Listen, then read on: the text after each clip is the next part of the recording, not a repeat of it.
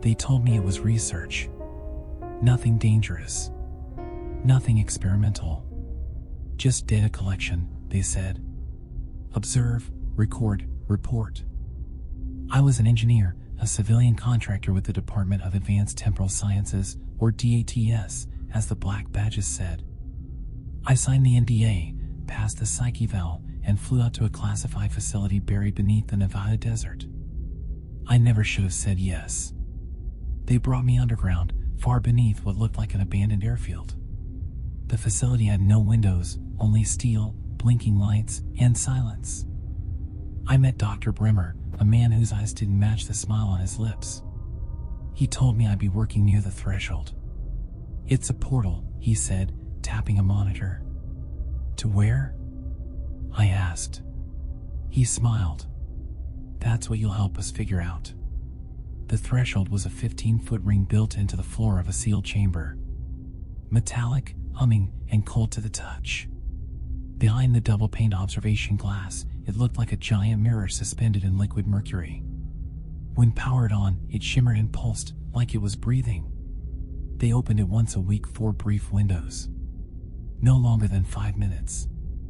Longer exposures tend to agitate the atmosphere on the other side, Dr. Bremer said. That should have been my first red flag. On my 4th day, I watched a drone disappear through the threshold.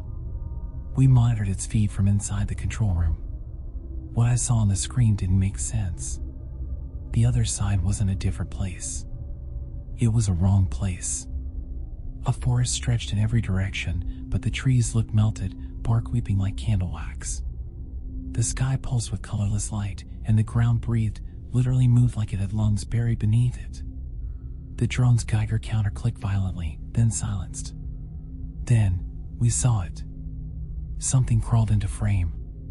It moved like it didn't have bones, slithering and stretching. Its limbs were too long, ending in fingers that split into more fingers. No eyes. Just a face like a cracked porcelain mask.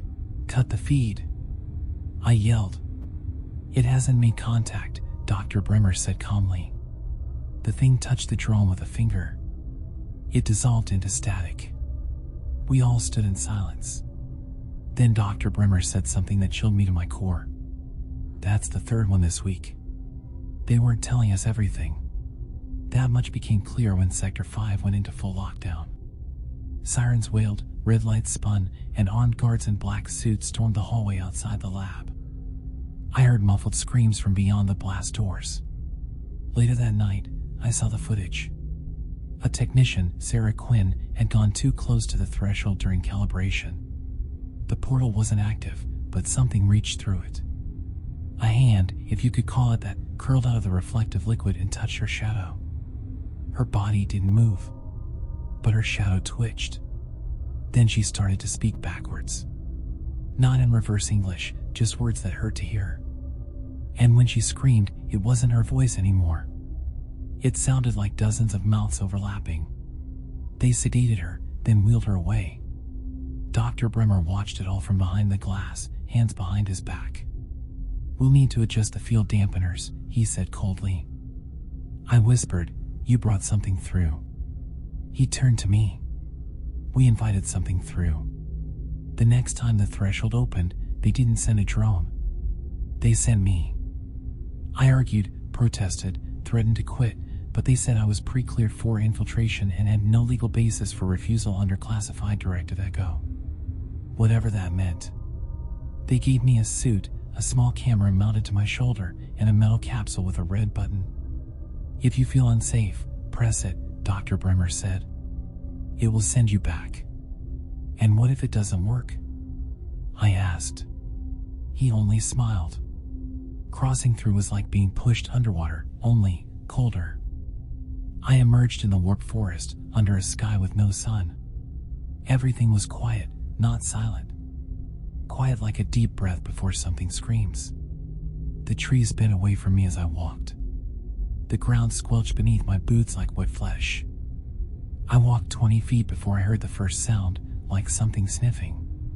Then I saw it. Not one, many. Dozens of those long-limbed things slithering from the shadows. They didn't walk.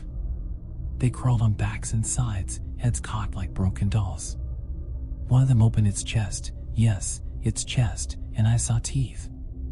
I ran. I pressed the red button. Nothing happened. I must have passed out.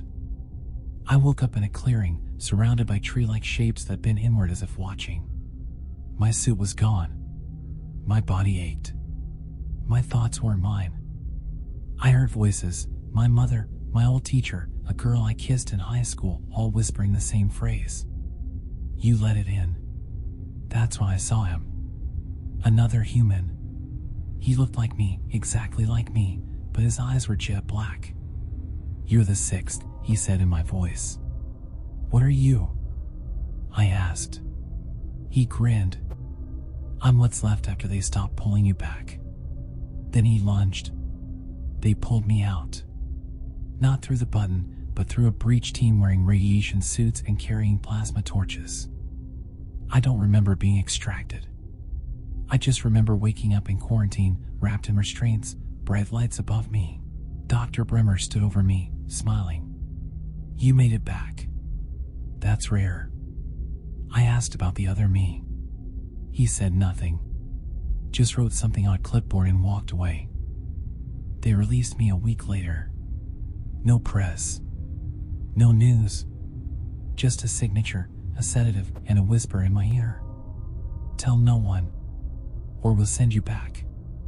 But I have to say something. Because something followed me through. It's inside me. I feel it at night. I dream in reverse. My reflection doesn't blink when I do. And sometimes, when I pass a mirror, I see the other me, watching, smiling, waiting.